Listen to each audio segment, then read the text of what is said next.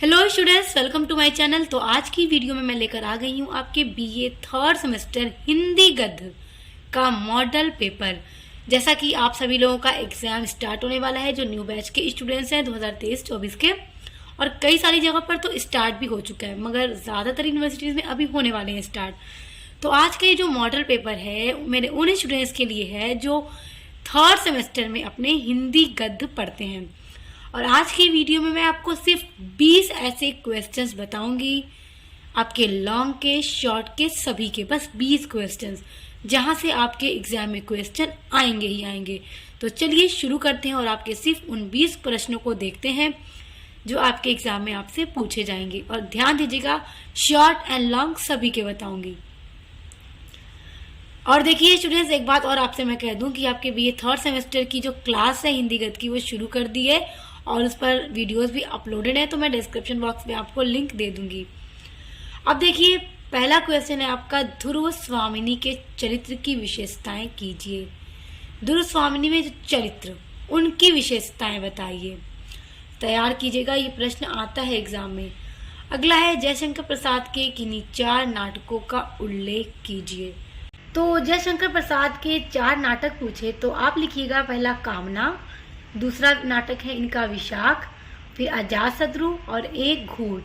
ये सभी जयशंकर प्रसाद के नाटक हैं, तो इन 4 नाटकों को आप लिख दीजिएगा। अब देखिए, अगला है, भारतेंदु हरिश्चंद्र के 2 नाटकों का नाम बताइए। तो एक भारतेंदु हरिश्चंद्र का नाटक हो गया अंधेर नगरी, और दूसरा भारत दुर्दशा, तो ये लिख दीजिएगा आप लोग, बहुत इंपॉर्टेंट है। देखिए, अगला प्रश्न है, हिंदी गद्य की महत्वपूर्ण 4 विधाओं के नाम बताइए। देखिए, हिंदी गद्य की जितनी भी विधा है ना, हमने सबको डिस्कस किया हुआ है, सभी पर पूरी वीडियोस डिटेल में अपलोड है, तो आप लोग पढ़ लीजिएगा। अगला प्रश्न है आपका, राहुल जी घुमक्कड़ थे, स्पष्ट कीजिए। आपको स्पष्ट करने के लिए कह देगा कि राहुल जी घुमक्कड़ थे, तो स्पष्ट कीजिए। और देखिए, कभी कभी पूछ देता है कि राहुल जी का बचपन का नाम क्या था, तो इनके बचपन का नाम था केदारनाथ पांडे, तो याद रखिएगा नाम क्या था, केदारनाथ पांडे। अब देखिए, अगला प्रश्न है, गबन उपन्यास का प्रकाशन कब हुआ। देखिए, जो गबन उपन्यास है, ये इसका प्रकाशन हुआ था 1928 ईस्वी में, और गबन उपन्यास के जो राइटर थे वो प्रेमचंद्र थे। अब देखिए, अगला है, प्रेमचंद्र की 2 कहानियों के नाम लिखिए। तो प्रेमचंद्र की 2 कहानियों के नाम पूछ दे तो आप लिखिएगा, प्रेम गंगा और समर यात्रा। ये प्रेमचंद्र की 2 कहानियां। अब देखिए, अगला महत्वपूर्ण प्रश्न है आपका, हिंदी साहित्य के 2 आलोचकों के नाम लिखिए। तो आलोचक, ये सब भी हमने डिस्कस किया हुआ है, वीडियो आपको मिलेगी। अगला प्रश्न देखिए, बहुत इंपॉर्टेंट क्वेश्चन है ये आपका, कलम का सिपाही नाम से कौन प्रसिद्ध है। तो अब देखिए, कलम के सिपाही नाम से मुंशी प्रेमचंद्र प्रसिद्ध हैं। अब देखिए, अगला प्रश्न है, आचार्य रामचंद्र शुक्ल हिंदी की प्रथम कहानी किसे मानते हैं। तो देखिए, आचार्य रामचंद्र शुक्ल हिंदी की पहली कहानी मानते हैं इंदुमती को, और जो इंदुमती कहानी है उसके राइटर हैं किशोरलाल गोस्वामी। तो आचार्य रामचंद्र शुक्ल अपने अकॉर्डिंग इंदुमती को पहली हिंदी की कहानी मानते हैं।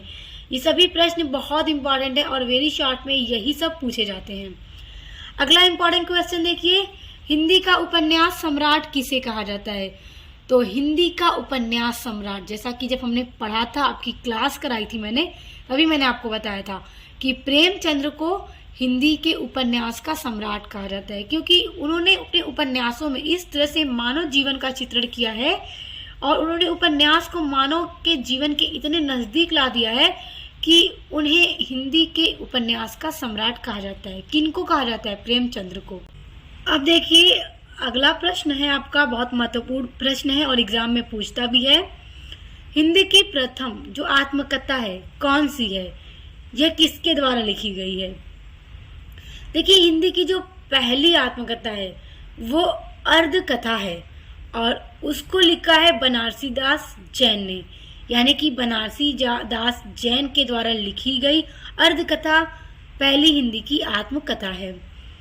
तो देखिए, यहाँ तक जितने भी 12 क्वेश्चंस बताए हैं, ये सभी आपके वेरी शॉर्ट यानी अति लघु के लिए इंपॉर्टेंट हैं, अति लघु में पूछे जाते हैं ऐसे प्रश्न। अब आपके हम सेक्शन बी एंड सी के देखते हैं कि किस तरह से आपके लघु और दीर्घ में पूछते हैं प्रश्न, आइए उनको देखते हैं।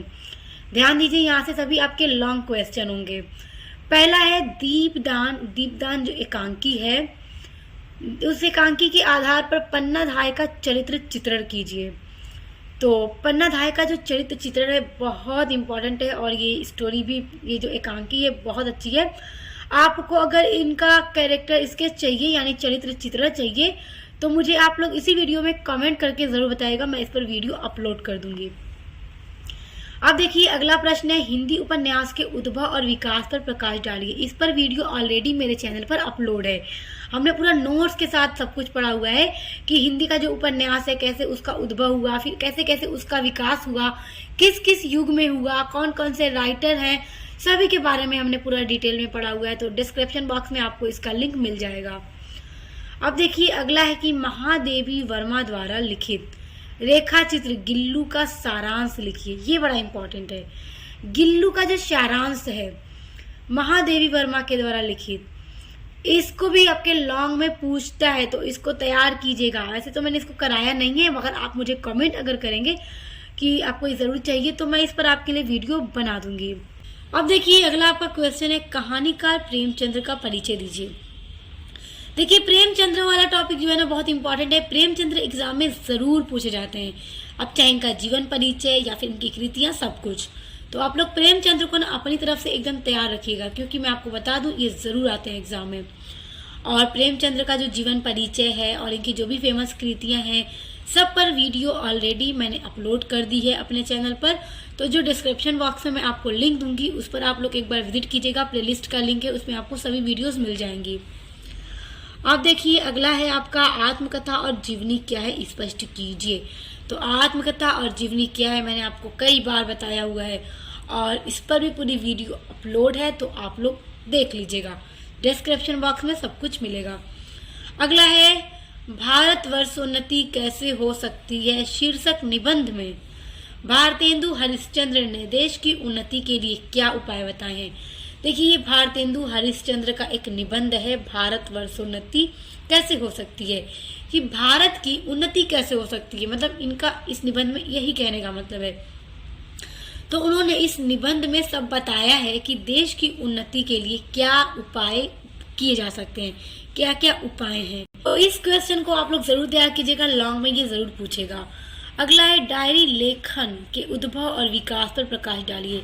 देखिए हिंदी गद्य की जितनी भी विधा है उन विधा को आप पढ़ लीजिएगा, और सभी विधा मैंने कंप्लीट करा दी है, कोई भी छुट्टी नहीं है, सब मेरे चैनल पर अपलोड है।